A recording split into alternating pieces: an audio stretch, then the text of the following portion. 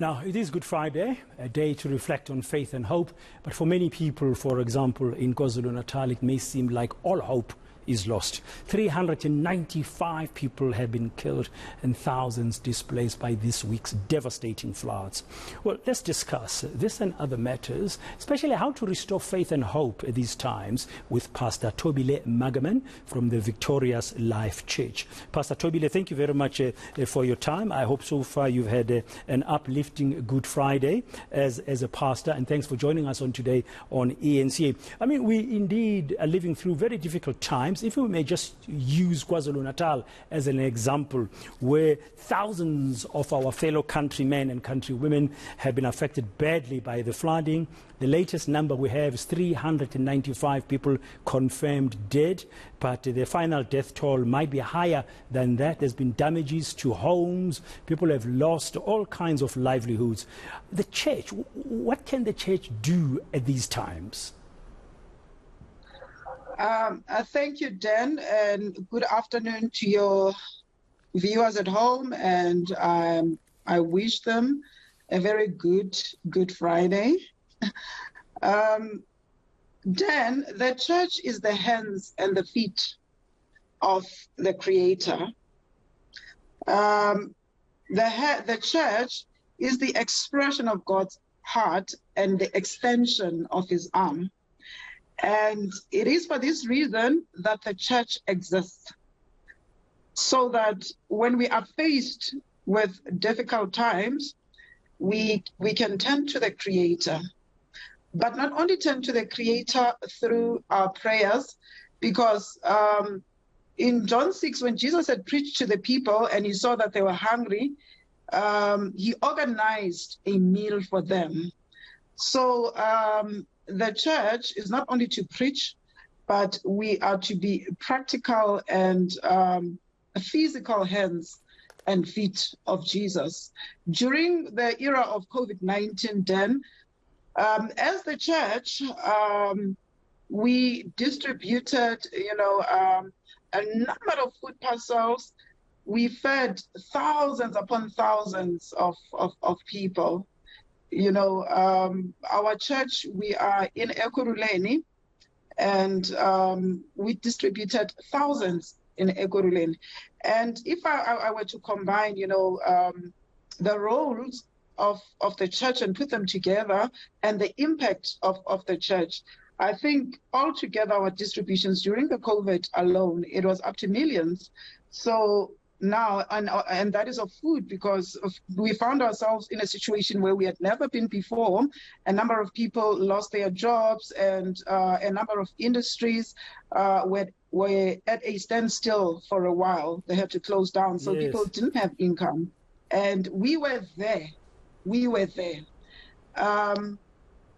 Right now, there is a crisis in KZN. On Tuesday, we had that press release, the IFCC press release that we had on Tuesday.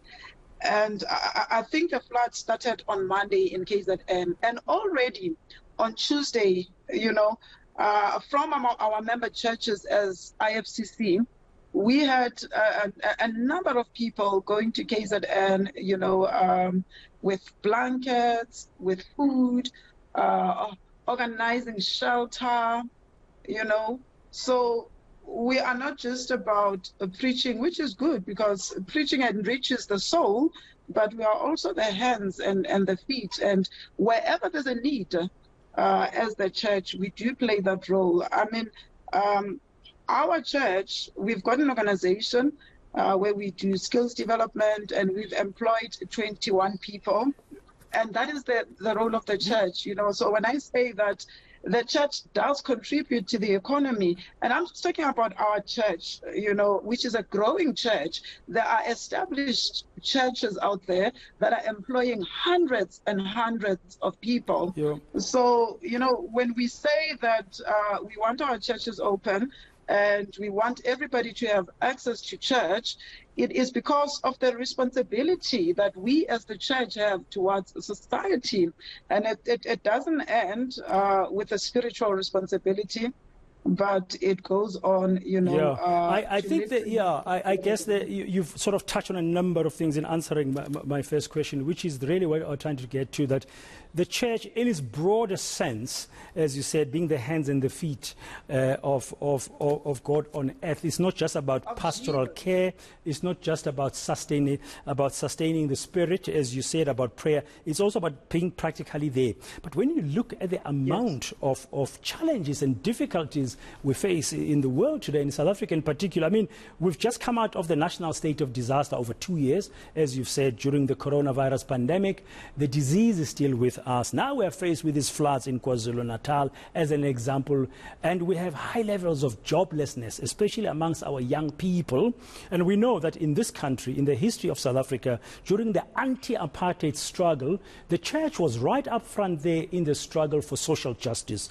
For today, as you look at all these challenges and you think, Pastor, going forward, what should the church do more and more of? Because you look left, you look right, the challenges look seemingly insurmountable. I think we should just be given the liberty to be who God has called us to be. And God has called us to be catalysts in the truest sense of the word catalysts.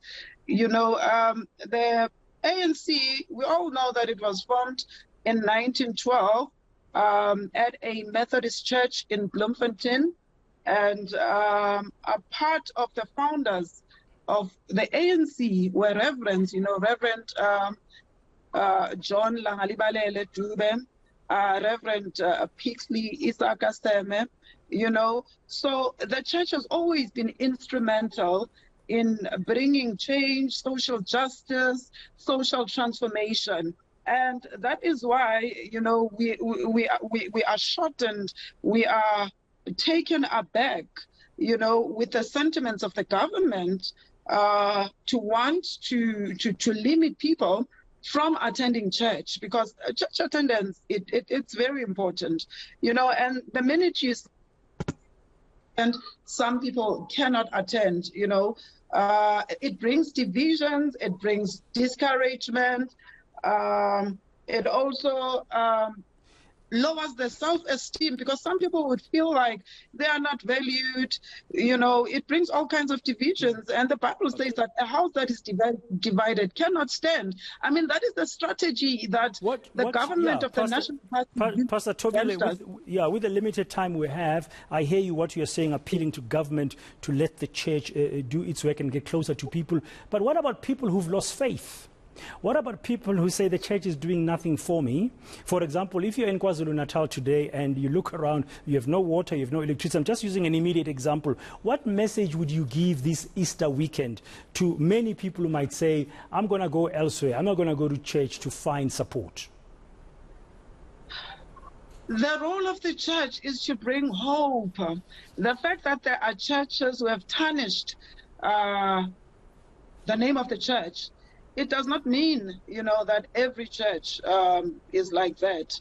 Our role is to bring hope. Jesus has come that you may have life and have it more abundantly. I would encourage them, you know, to go back to their Creator. He gave us a manual, and that is His word, you know, and also to be given a chance to play our role. I want to reiterate on that one, Dan, that we be given a chance to play our role.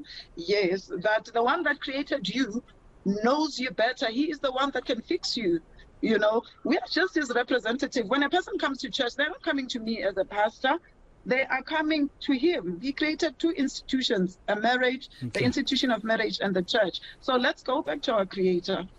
Thank you very much, Pastor Thobile Magerman. May you continue to have a blessed Easter weekend. Thanks for your time. That's have used about what the church can do, and the church has been doing practically in terms of the difficulties we're facing in society today.